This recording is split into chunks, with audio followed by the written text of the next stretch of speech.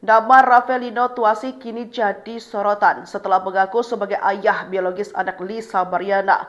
Kuasa hukum Lisa Mariana, Markus Nababan, menyinggung terkait kemunculan Ravelino di kasus kliennya.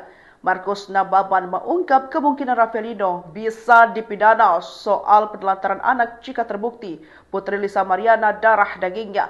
Dikutip dari salah satu kanal YouTube pada Senin 14 Juli 2025, Markus sendiri menyayangkan atas kemunculan Ravelino. Ia juga mempertanyakan Ravelino yang tak sejak awal mengurus persoalan anak jika memang anak tersebut darah dagingnya sendiri. Kini kasus Lisa dan Ridwan Kamil viral, Ravelino dianggap hanya numpang tenar saja.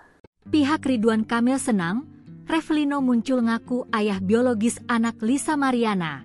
Terima kasih. Pihak Ridwan Kamil tak menampik senang dengan kemunculan Ravelino Tuase yang mengaku sebagai ayah biologis anak Lisa Mariana. Pernyataan itu disampaikan oleh kuasa hukum Ridwan Kamil, Muslim Jaya Butar-Butar.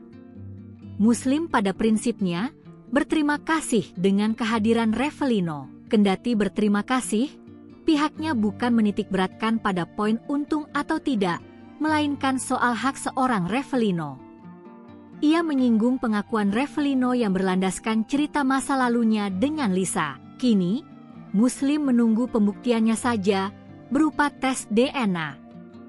Di kesempatan itu, Muslim menegaskan kliennya turut menghargai upaya Ravelino memperjuangkan haknya sebagai ayah biologis anak Lisa. Muslim memuji sikap gentleman Ravelino sebagai pihak yang memiliki hubungan masa lalu dengan Lisa.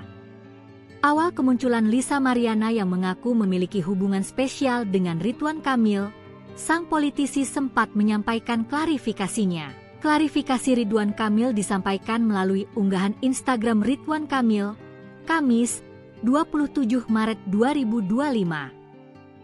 Ridwan Kamil membantah isu perselingkuhan tersebut dan menyebutnya sebagai fitnah keji bermotif ekonomi.